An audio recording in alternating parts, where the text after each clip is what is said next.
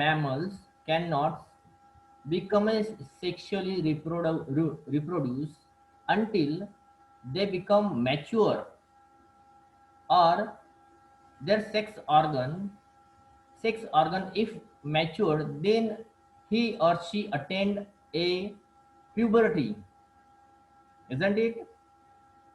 Means mammals or every organism which do sexual reproduction, they cannot attain their sexual life or sexual reproduction before they mature their sex organs, isn't it?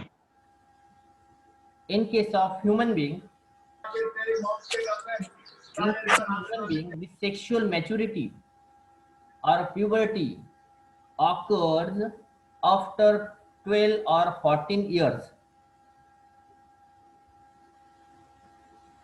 After 12 or 14 years, this sexual maturity occur in case of human being.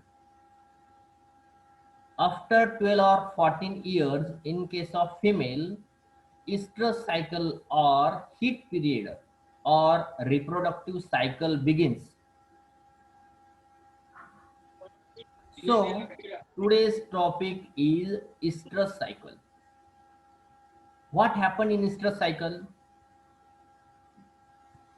estrस period, अब अभी अपन एक share करेंगे PPT.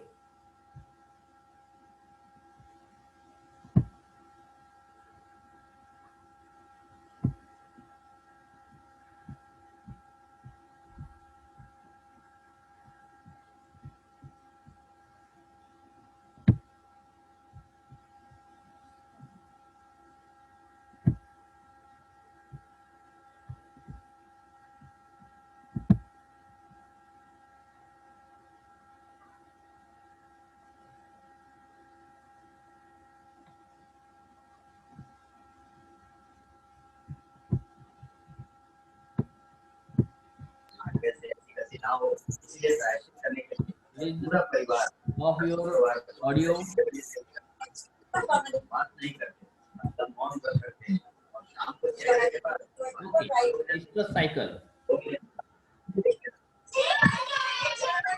the time at which animal reach a level of sexual development that makes them capable of reproduction. In female, the first estrus with ovulation is the puberty. In case of human beings, the puberty is attained usually at age of 12 to 14 years. So, what is the definition of estrous cycle? Reproductive cycle of female, generally defined as period from one estrus to next,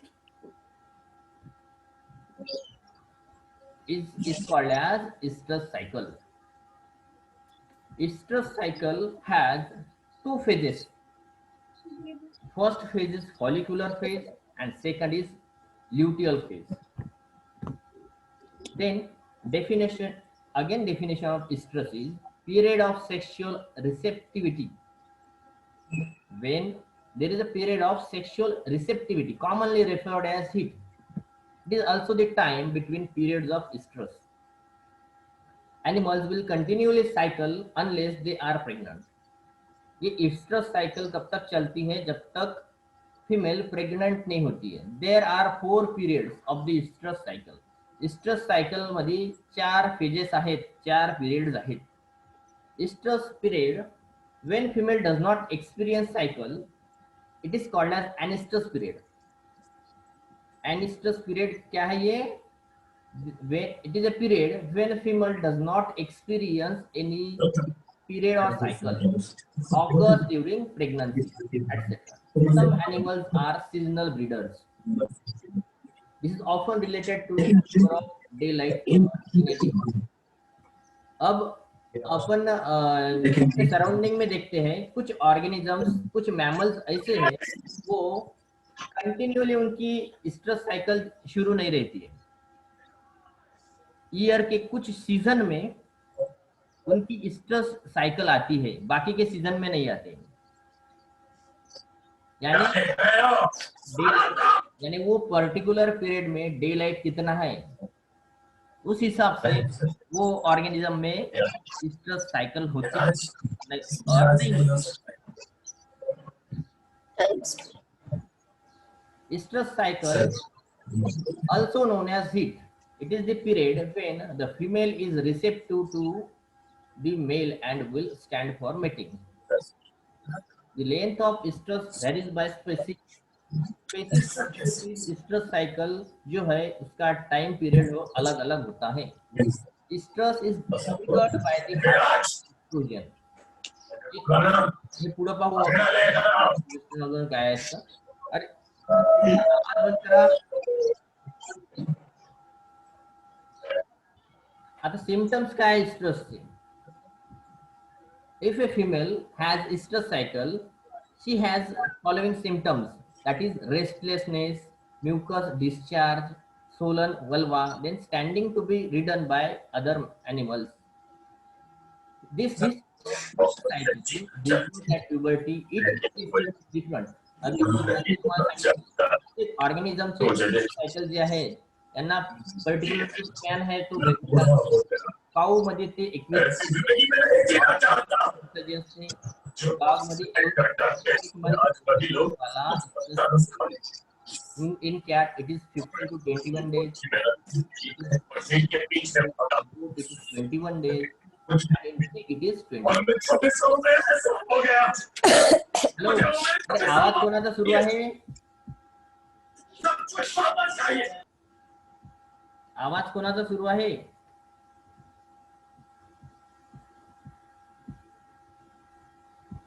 आवाज येऊ देऊ नका, तुम्ही तुमचे videos on करा। आता बघा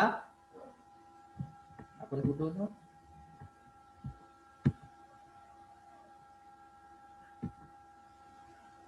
next बघा, cycle is categorized by frequency of occurrence throughout the year. Means एका वर्षात किती स्ट्रेस पिरियड होतात याच्यावरून स्ट्रेस सायकल हे कॅटेगराइज्ड झालेली आहे। It is categorized into following categories. First is polyestrous, uniform distribution of stress cycle which occur regularly throughout the year. Means या केस मध्ये कसं होतं, युनिफॉर्मली डिस्ट्रीब्यूशन होते stress cycle. Many stress cycle occur in A year regularly. आता याचे example काय आहे? Cattle, swine, रोडन्स या ऑर्गॅनिझम मध्ये वर्षभर सुद्धा स्ट्रेस सायकल सुरू असते रेग्युलरली, काही स्पेसिफिक अंतर ठेवून, ठीक आहे। देन सीजनली पॉलिस्ट्रेस आहे, यामध्ये दोन अजून भाग केलेला आहे। Cycle occurs only during certain time of the year. काही काही क्रायटेरियाज आहेत, हे क्रायटेरिया फुलफिल केला तर तेव्हा त्यांची सायकल असते। काही काही ऑर्गॅनिझम्स असे आहेत की त्यांना लॉंग डे ब्रीडर्स म्हणतात। मीन्स जेव्हा दिवस जास्त असतो अशा वेळी त्यांची स्ट्रेस सायकल असते। डेचा लेंथ जेव्हा असतो तेव्हा त्यांचा स्ट्रेस सायकल असते। दे आर कोणते ऑर्गॅनिझम्स आहेत हे? Mare means female horse. जेव्हा दिवस मोठा असतो तेव्हा त्यांच्यामध्ये स्ट्रेस सायकल असते। देन शॉर्ट डे ब्रीडर्स, हे काय आहे? Begins to cycle as a day length decreases. जेव्हा दिवस कमी असतो, हिवाळ्यात वगैरे दिवस कमी असतो, तर अशा वेळेस शीप, गोट्स यांचं स्ट्रेस सायकल असतो, यांच्यामध्ये स्ट्रेस सायकल असतो। Then next is monoestrous, one cycle per year. जेव्हा वर्षात एकच सायकल होत असेल, then the organism are called as monoestrous organism. The period of estrous last for several days, खूप सारे दिवस स्ट्रेस सायकल यांची चालतात।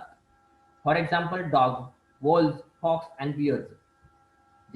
जनरली आपण बघतो आपल्या सराउंडिंग एरियामध्ये डॉगचे स्ट्रेस सायकल ह्या बरसात या सध्याचा जो टाइम पिरियड आहे यामध्ये स्ट्रेस सायकल असते डॉग्सची। Then another category biestrous. Biestrous काय असेल? जेव्हा दोन सायकल होतात वर्षात स्ट्रेसच्या, then the organism is called as diestrous organism. आता ओव्हुलेशन काय आहे?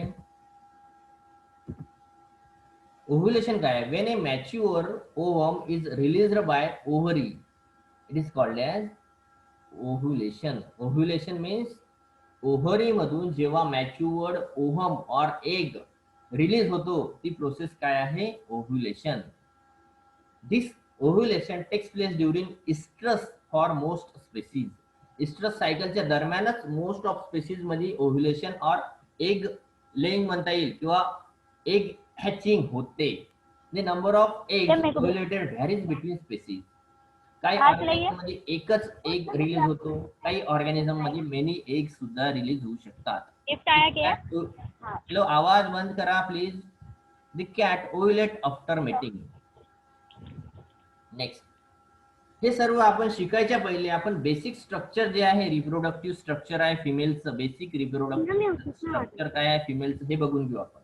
आपल्याला मेन गोष्टी आहे सध्या या ओव्हरी मध्ये, ओव्हरी मधून एक एग और ओव्हम रिलीज होतो. ही आहे ओव्हरी, दोन्ही साइडला तुम्हाला दिसत आहे, हे आहे ovaries. Female reproduct general female reproductive system आहे ही मॅमलची. तर हे आहे ओव्हरी, दोन्ही साइडला एक एक ओव्हरी आहे.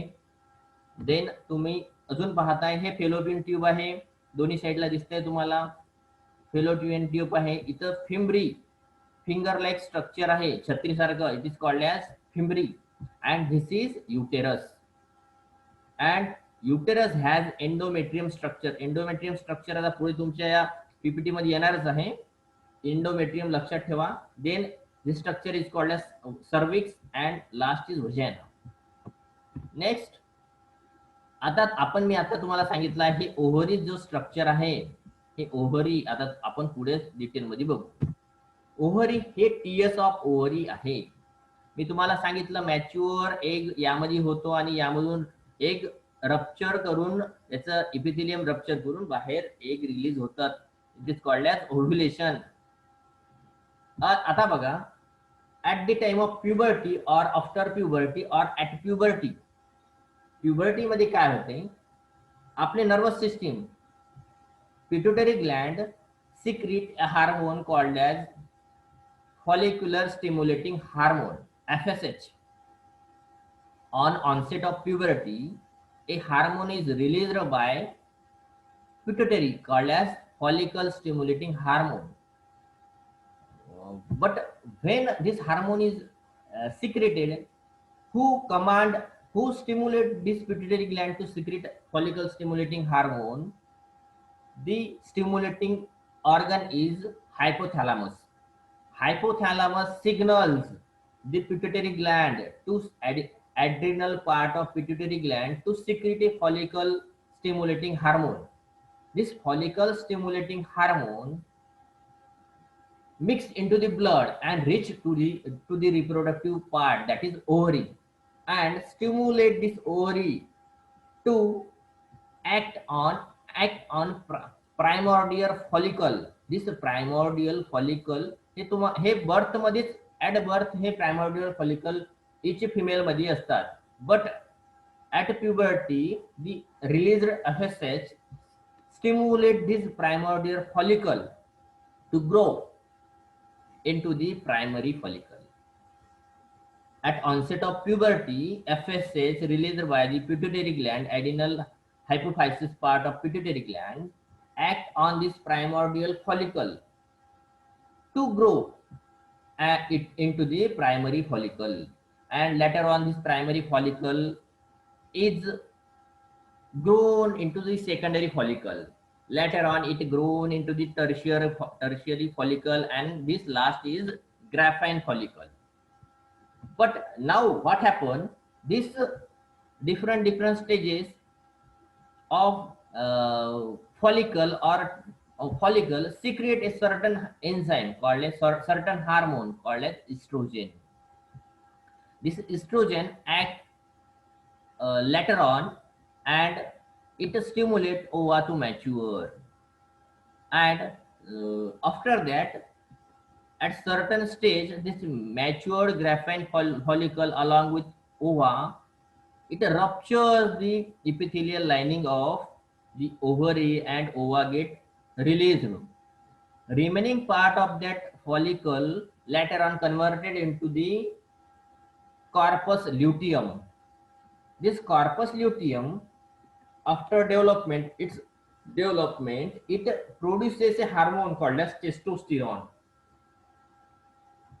Again, I repeat that First hormone is follicle stimulating hormone, FSH. Second hormone is estrogen, which is secreted by the follicle. Third hormone is progesterone. हे एवढे हार्मोन तुम्ही लक्षात ठेवा, पुढे काय काय येतात आपण बघू. बघा आता इस्ट्रस सायकल जी आहे याचे 4 फेजेस आहेत. 4 फेजेस आहे. Broadly these 4 phases are categorized into 2 phases. First is follicular phase, which is short one. It has only 20% of the cycle.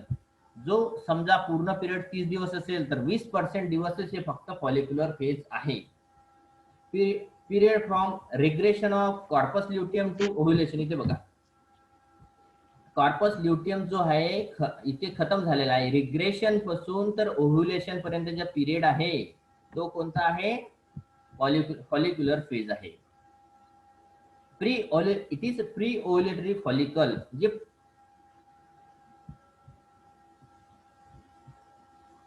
जो प्री ओव्ह्युलेटरी फॉलिकल जे आहेत, हे फॉलिकल जे आहेत, हे जे फॉलिकल आहेत हे कोणत्या फेज मध्ये दिसत आहे तुम्हाला? कोणती फेज आहे ही वाली? Follicular phase. Then dominant hormone is estradiol, means estrogen. Estrogen hormone is dominant hormone. मी आता सांगितलंय तुम्हाला की इथे इथे कोणतं हार्मोन सिक्रेट होत आहे? Estrogen. Next phase is luteal phase. Luteal phase is long phase. It comprises 80% of the cycle. It comprises 80% of the cycle. Period from ovulation to corpus luteum regression means इथे बघा आता हा जो phase आहे हा कुठून कुठपर्यंत? ओव्ह्युलेशन पासून तर इथपर्यंत. Regression of corpus luteum. It is estrus phase, sorry luteal phase. आता बघा जे 4 फेजेस आहे पुढे आपण डिस्क्राईब करू. ह्या कॅटेगरीज झालेल्या आहेत 2 या मोठ्या फेजेस मध्ये, फॉलिक्युलर फेज आणि ल्युटियल फेज. फॉलिक्युलर फेज मध्ये येते ह्या 2 फेजेस, प्रो इस्ट्रस आणि इस्ट्रस. देन ल्युटियल मध्ये येतात मेटेस्ट्रस आणि डायस्ट्रस. आता एक एक करून आपण हे पुढे शिकूयात. First is प्रोइस्ट्रस.